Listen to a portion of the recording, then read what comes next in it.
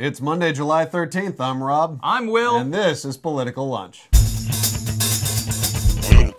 Welcome to another week of The Lunch. We've got an exciting stretch of politics ahead of us, as today marks the start of Supreme Court confirmation hearings for Obama nominee Sonia Sotomayor. But before we get to that, over the weekend, Washington was abuzz with the revelation that former Vice President Dick Cheney had run what amounted to a secret CIA operation that few in even the intelligence community and none on Capitol Hill were aware of.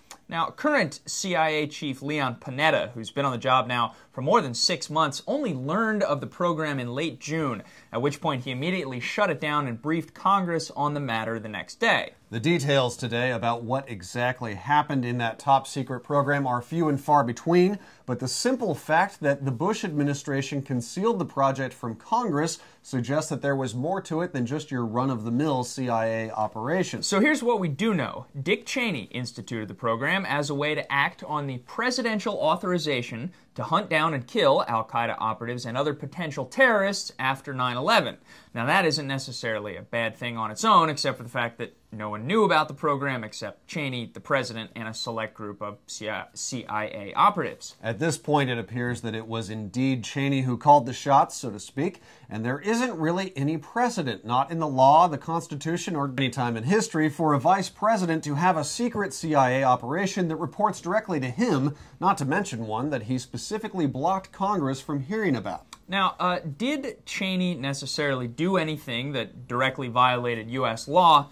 Well, at this point, that's not entirely clear. The CIA routinely briefs Congress on all intelligence matters, domestic and foreign, but in this case, that clearly didn't happen. Some in the intelligence community are playing down the news today, noting that the program had been mothballed long before Panetta learned of its existence, and no one at the CIA objected to his decision to end it altogether. But it does say something, perhaps, that Cheney has not made himself available to comment on this issue.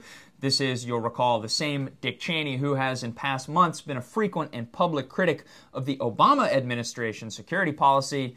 What does it say now that he's not speaking up to defend his own security initiatives during the Bush era? And speaking of the Bush-era security initiatives, well, also in last Friday's news dump, there was this story about Bush Attorney General John Ashcroft, who for 2.5 years approved domestic surveillance efforts without actually knowing what it was that he was approving. So we'll continue to keep an eye on those stories, but now we move to the week's biggest event on Capitol Hill, the confirmation hearings for Sonia Sotomayor, which kicked off this morning. Now, depending on how much of a wonk you are, these hearings can be either riveting or sleep-inducing. After all, there are 19 members of the Senate Judiciary Committee, and they each get 20 minutes to speak. That's a lot of time to go over what will likely be two basic themes. First, the Democrats, who will speak in support of Sotomayor's record and, of course, her character, and then the Republicans, some of whom are expected to question her adherence to the ideal of judicial impartiality, saying that she is out of touch with mainstream Americans on issues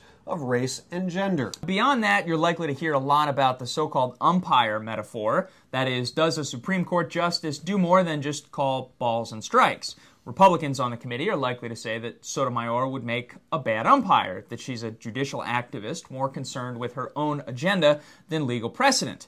Democrats, meanwhile, will argue that it's a judge's job to interpret the law and that Sotomayor has proven adept at doing just that. But at the end of the day, it's extremely unlikely that her confirmation can be derailed. After all, the GOP needs all the voters they can attract these days, so they'll be wary about alienating Latinos with an overly aggressive approach. Not to mention that small detail of a Democratic supermajority in the Senate. Yeah, there's always that. Some today are even speculating that the only real surprise might come at the end of today's session, when a number of Republican senators on the committee are allegedly planning to endorse Sotomayor, perhaps hoping to take some of the steam out of what will likely be seen as a big win for a White House that desperately needs one. Indeed. Now, a couple of quick notes on the policy issues topping the D.C. agenda. First, healthcare, and more bad news for the president, who had hoped to pass reform legislation before the August congressional reset. This week, Obama is back in Washington to resume campaigning for a government-sponsored insurance alternative. At issue still, how to foot the bill, with Democrats still divided over a proposed tax increase for those earning more than $350,000 a year. On a related but more positive note, the White House is set to announce today that jobs in the healthcare sector, along with those much talked about green-collar environmental jobs, are growing at a much faster rate than the rest of the economy. Last week, in his usual radio address, the president tried to counter those who say the economic stimulus isn't working fast enough, saying that it's a long-term program with a particular focus on jobs in those two fields, healthcare and green collar. Now, he says this is promising news that the $800 billion stimulus package is, in fact, doing what it's intended to do. And that wraps it up for us today here at Political Lunch. Thanks very much for watching. Don't forget to subscribe, and then we'll see you right back here on Wednesday.